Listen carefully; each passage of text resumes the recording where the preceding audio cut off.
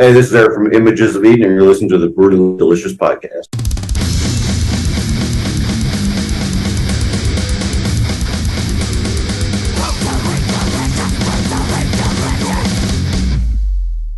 Hey, how's it going, guys? Good. How are you? Good to see you again. Good to see you. How's the, where are you guys at? Well, here we go. Let me get centered up here for you guys. Okay. Got a couple of my partners here with me today. No worries at all. So I've been my bass player, Eric Mulvane, right here. Yeah. Hey. Myself, Steve Dorsum, the drummer. Carlos, our lead guitar player.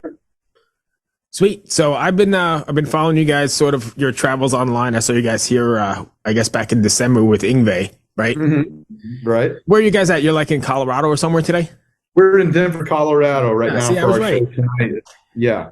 How's the tour going so far? Well, so far so good. I mean, you know, it has its startup issues with a little bit of organizational things, but we're getting there, and it's hopefully going to smooth out tonight. But nothing disastrous. But it's just the normal everyday stuff that you deal with on tour. Just trying to get everything kind of put in its place and on track and a good flow. Crowds have been good. Yeah, good. Absolutely. Crowds have been really good. So 4 out of 5 so far. So Yeah, I saw that, right? Yeah, exactly. That's 4 wild. out of 5 sold out shows so far. That's pretty wild. What's it like playing with Michael it's been Schenker? really good. I'm sorry? Sorry, I kind of stepped over. Say again? I've been following you on that, but what's it like playing with Michael Schenker, a legend like that? Well, he's got a tight camp, man. The guys are good. Yeah. It's amazing, really. I mean, to have an icon like that you kind of grew up with and kind of developed yourself on, and then you're out on tour with them. So the whole Michael Schenker camp is just an awesome group of guys. Yeah, They're all very nice and accommodating, and like I said, we're just trying to smooth out some process things right now, but you know, it's all good. Very good guys. Happy to be here with them. And the audience is very demanding. They're expecting to see a great guitar player, so no pressure on Right. much. So Right. Yep. Exactly. Yeah, I know, but it is inspiring. I'm sorry? The crowds have been pretty receptive. Go They're ahead. good. Oh yeah. They like what we're doing, and well, we're very happy. We're very happy that the audience is responding to what we do, to our songs, to our music. So that is great. Yep. All right. So Weathered and Torn came out about 2 weeks ago, right on the 16th. Now that it's out, what's been the response to it so far, and how do you guys feel about it? Are you satisfied with it?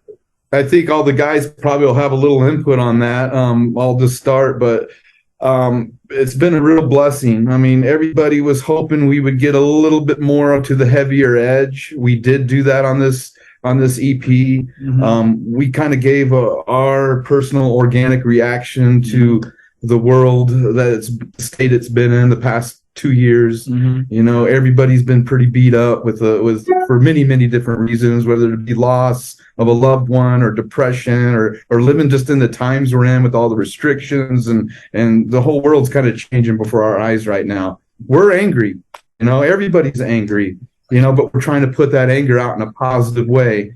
And so we got a lot heavier on this EP, and we wanted to make sure we got it recorded and got it out before we went on tour with Michael Schenker, so we would be able to tour with that and market that as well. But the response has been great. Everybody's very happy. We went to the heavier edge, and it's been well received. So we start our radio this week. Today we start our radio promotions today with all that stuff. So we'll see how the charting goes. Eric, what would be your input on some of that? Yeah, probably the same thing. Really, I mean, this EP definitely went. Some of the songs are a bit heavier, quite a bit heavier actually than the previous albums. So, but there's still the element of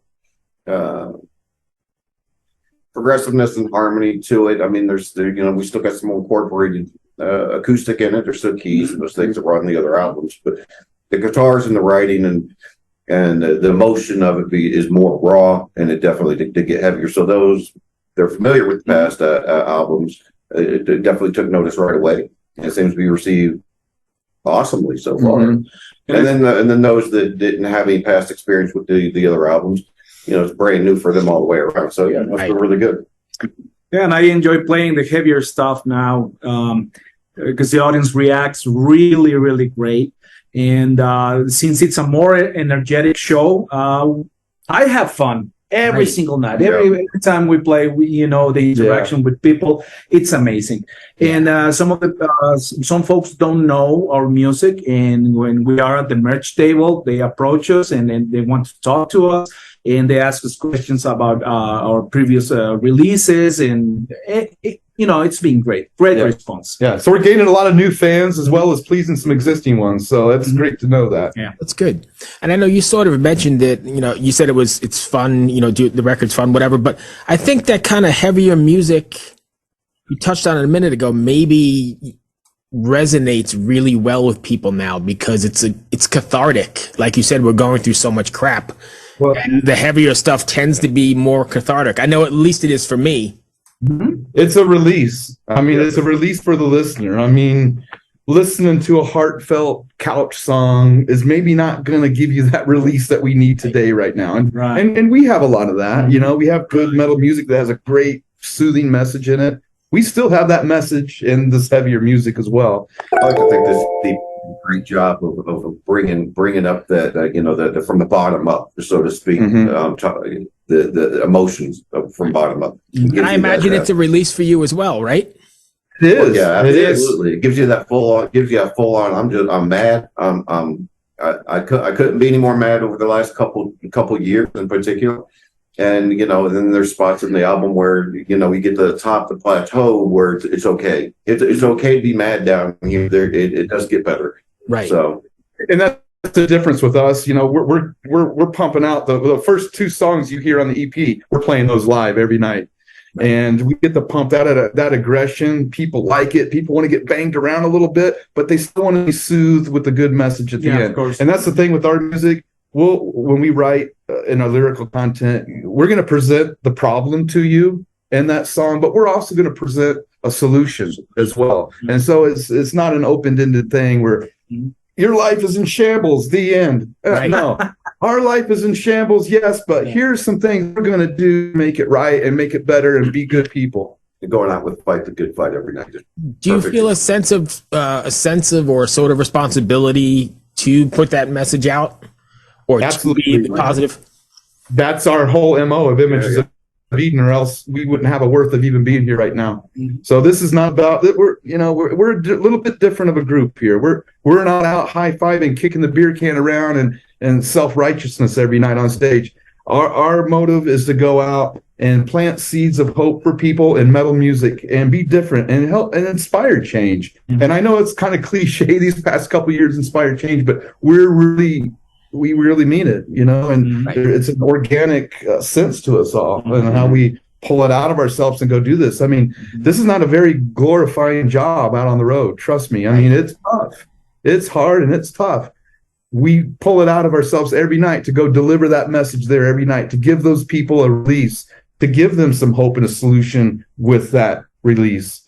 Right. And that's what we do. That's Images of Eden for you. That's it. Yeah, we want people to enjoy the music, but we want them to come find us afterwards and lay testimony on it. We want them to talk to us. We want them to tell us how they're feeling and how they react to what we're writing. We want to try and help where we can help. So, and I'll tell you, we want you to leave our concert feeling changed. In some way, shape, or form. Yes. And we get that from people. People tell us, even they contact us after the show or come or to our merch table, like Carlos was saying, that they're telling us, you had the guts to step up and say this. I needed that. You just helped inspire me. You helped change me. You helped soothe me, whatever it may be. Right. We do that in metal music. It's pretty cool. Yeah. Yeah. And I mean, I know you're 100% right what you're saying, because I saw you guys here open for Yngwie, and, I saw Gordon and you guys being approached by person after person after person, and the interaction you guys have was great. What show did you see? What show? The National here in Richmond, Virginia. Oh yeah. Okay, that was a great place. Yeah. But yeah, I mean, I saw that interaction firsthand. I know you guys are pretty much hands-on, I guess, if you will, if that's right on. Yeah, that's a good word for it. Yeah. Yeah, a lot of bands they'll play and they kind of disappear, and it's like we want to avoid that. Yeah. We don't want to play and just disappear. And have you talking about us and, as if it's a past tense thing. We want you to interact with it Yeah. long after the show. Mhm. Hit us up on social media anytime. Yeah. So I know, you guys have a message, and like you said, it's a positive message. But is there something you want your fans to take away from, specifically after listening to Weathered and Torn? Yeah, don't let the world beat you down. Exactly. That's pretty much it right there. I mean, we're telling them, you can't let somebody control your life and wrap you in a ball and have a tunnel vision your whole life. Yeah, you got to think for yourself. You got to know when things are right, and not let somebody think for you. And you know what we're talking about. I mean, the governmental controls, just politics. I don't even want to get into it, but the man-made disease they put out on everybody, and then try to solve a problem that they created. It's terrible. We all lost a lot of friends, family, people. Right. We all got shut down. Our jobs got affected. Our touring got affected. Our musical careers got affected. Everything was affected. We were upset, and frankly, we were pissed off. And but we're still images of Eden. We don't want to cross that line and go over the edge and fall off. We're pissed off. We're going to show you some aggression now, but like I said before, it's never open-ended. We're going to give you some kind of hope and a solution by the time that song is over to keep you in a positive form. Yeah, we're getting beat up, but you know what? There is a little pinhole of hope that we can hold on to keep driving forward. That's all. That's what it's about. We just can't give up on life right now. And for a lot of people, that's what they feel like. They don't have anything to hold on to. People got to know that every day they get up and their feet hit the floor again is because there's a reason, there's a purpose for that. Yeah. Your feet hit the floor because somebody's not done with you yet, and you got a mission to accomplish, or you got someone to touch in some kind of way. Yeah. So, and I know all of us right here as mature individuals, musicians, or whatever. We know it takes one word or one gesture to change somebody's whole world. absolutely. Yeah. And it has nothing even to do with music. I mean, put that aside. It takes one word or one gesture to help somebody or change their whole world. They may smile, but there could be a lot of pain going on behind the scenes. Right. Because I mean, it doesn't really matter if you think you are really strong or maybe you are really strong. It doesn't matter. Everybody needs a friend. Everybody needs somebody they can trust. Everybody needs to know that there is someone that can listen to them when they have problems. So yeah, and try to help each other out. That's what we're trying to accomplish with our message. I saw a meme. It's funny you talked about that, but I saw a meme just recently where, I don't know, whatever the picture was, but it said something like, say something nice to somebody today. It might be the only nice thing they hear, or something along those lines. And I mean, I guess that's. Yeah, definitely. That's pretty much our album cover. A meme? You have a meme? Yeah. It could be our album It cover. might be The album cover is a meme. Yeah. well, it might be that one thing that's them through the day and more importantly on to tomorrow.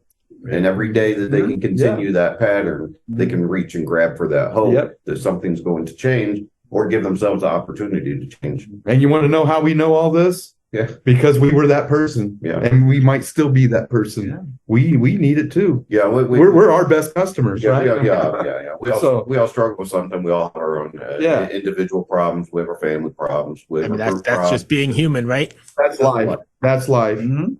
And we're just trying to put some substance behind it, you know. I got two boys on Friday when we're in Chicago getting ready to undergo a kidney transplant. Yeah. I got one son giving another son a Oh, kidney. wow. That's deep. We're in Chicago. I'm out here on tour, So I mean, it's not about us. It's about you. It's about everybody else. Yeah. So So the sacrifices all the guys are making to be here to plant that seed or put the message out in metal music, we all making big sacrifices to be here. I mean, just throwing that out there to you so you can understand how much this means to us and what we're doing and how real it is. You mean you guys don't make millions doing this and traveling in airplanes? a little bit maybe. Not even $1 million. Yeah, that's more like it right there. Yeah, but it's not like I said. It's not about us being rock stars or big bank. Yeah, I would love to do that someday, and we're working towards that. But our message is wholesome. Our thought process is real, and that's what is important to us. And we all feel if we just handle our business everything else will take care of itself around us. So I think the days of those massive rock stars and that, that luxurious lifestyle or whatever, those are long gone. I mean, most of the rock and metal bands are in the trenches are, people that are doing this for almost no money at all, or spending money to stay out on the road, or doing that. Exactly right. That's just today's world we live in, the internet, and I love the internet, but it killed a lot of record sales when it switched over that way. But and that's the difference really in it all. But the music is still there. However you get it, whether it's digital or you buy a CD or whatnot, I mean the music is still there to offer. Who would have thought that Lars Ulrich had a crystal ball way back then when he was fighting Napster? Yeah. Everybody thought it was sort of kooky, and then it turns out he was like the beacon carrier, right? Yeah. Yes. So just they saved their fortune out of it, but a lot of upcoming bands that are working hard to keep climbing the ladder. I mean, we're not going to feel it. When you're down in the trenches doing it, night in, night out, you're just not going to feel it. Now, and you start to realize pretty quickly that your agenda and the industry's agenda are two different things entirely. So you're really having to claw and scratch your way just to get out there to play. Because if the industry doesn't prop you up here right out of the gate right away, I mean, you're having to fight for it. So. Right, you could be the best band in the world if you're not, and you could still be sitting on the couch. So you got to go. You got to go after your opportunities. You got to tackle them, and when you tackle them, we put a plan together and we execute. And you got to be in it for the love of it, and you're exactly. I don't know what the word I'm looking for is, because otherwise there's no point in doing it, right? I mean, because you can just go make money DoorDash and probably make more money. This is something we just picked up, when we were in our 20s or 30s and thought. Yeah, I mean, I get it. I mean, we all had the same dream when we were 8, 10, 12. Yeah. So. Yeah, we've been doing this a long time, all of us. We're a little mature now. We've learned a lot of lessons. You can look as we're paying it all forward now. Right, yeah. That's why our message is probably a little bit different than most, is because we've already lived through a lot of it, survived a lot of it. Do you find it really difficult doing it as you're aging? Because I'm going to throw myself in the same boat. I'm not calling it. Sure. Yeah, but we're all of a certain age, right? Sure. Yeah, absolutely. It's tough. But like I said before, every day, your feet hit the floor again. Yep. Right. Yeah. Well, you can be at home on the couch, or you can be on the road. And that's pick your poison. But look, we're all getting a little bit older, but none of us are dead yet. And sure, we might hurt a little bit, and it's a little bit harder to move around and get up and do all this stuff. But we have a job to do, and it's a serious job. We take it seriously. We got a job to do, and we're going to do this until we drop. And I think that's a really fortunate thing about metal or hard rock or whatever you want to call it, because we don't time out, because you've had the pillars of the genre, like Lemmy or all those people. They put in their time and they were quite old. Ozzy, those guys, the pioneers of this stuff, are still going. Age really isn't a thing. I think in pop music it might be. You sort of time out when you're not. Perspective. This is Michael's 50th anniversary. Right, exactly. Right. We're out with these guys right now. They're all older than we are. Oh, that's right. I forgot you're on right with Michael. Right. So if we start whining about not feeling good or being old, I just watch them. All right, let's get it together. Let's go. These guys are doing it. I interviewed him a couple years back. He's a character, man. He's so great. Yeah. Super nice guys they are. Yes, super nice. We haven't got to sit down and talk to Michael yet. Things have been really busy and kind of hectic to start, but we will get to that. He's a really, really nice guy. And you're right. He's one of those pioneers that hasn't timed out. I mean, I don't think you find that in the rock and metal world. Yeah, for sure. What do you guys have planned next after this run? Well, we're going to go home for the holidays and continue to push the Weathered and Torn. We're going to try to get some bookings in Europe next. That's our next goal. Have you been to Europe yet? I have not. Nice. Have we played Europe yet? Oh, yeah, no. We have not. We actually had some stuff lined up before the pandemic, and and then that kind of went out the window. So our next goal is to hit Europe, Mexico too, and Mexico, to get out of the. We toured the U.S. 4 times already. Right. It's time. It's time. That is our major goal. I'm not touring the U.S. We're not touring the U.S. rather until we get out of the country and start playing some more. Yeah, we got to get around and spread this further than our own borders. Yeah, and so that's our goal. So we're gonna be done like in November on the tour, and then we're just gonna finish out the year pushing it and try to get some bookings this spring for out of the country. So that's the goal. Set up the next tour just somewhere else, hopefully. Yeah. More singles, or is that the one?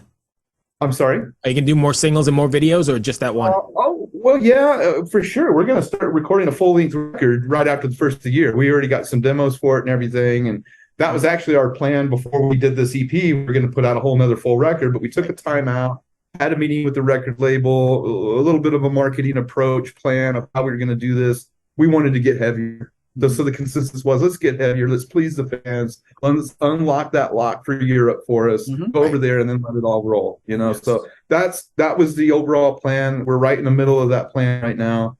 As soon as we finish the tour, we're going to try to button that up and finish that goal. And then, like Carlos says, we're going to start writing some new stuff the first of the year as well. Gotcha. All right. Well, that runs me to the end of my questions. Did I miss anything you wanted to cover? I just want to talk about the music video a little bit and invite people to come and see that because it's a pretty cool video that we did. So we is this for Count to Zero? For Count to Zero, and that's our video single for the EP. And it's all generalized around time. Time is running out on us. Whether you're on the floor hurting from depression, addiction, whatever it may be, this is kind of a wake-up call song. Time is running out of you.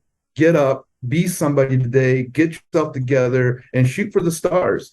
And then when you get there, reach down and help your brother up and pay it forward to him. Time's running out on all of us. We all live by the clock every day. We're late for work. We're late for this, we're that. We're always on a time scheduled thing. Well, life is a big clock, and it's running down on all of us. And it's just kind of like a bold reminder. No matter where you're at, on the floor, above the floor, wherever you're at, and you got problems, we're trying to give that extra hope of oomph to get you up off the ground and stand up and be somebody, and then go be somebody's hero after that. Right. So, but it's a really cool video that we all did. We kind of got technical with it with some CGI and VFX with the clocks and everything. So It's a really, really cool video. I invite everybody to go check it out on YouTube. Evo for Images of Eden Count to Zero. I'm sure this video will rock your world. Okay, cool. Well, good luck with the rest of the tour. Stay safe. And I know you're not coming this way on this run, but hopefully I'll catch you around sometime again.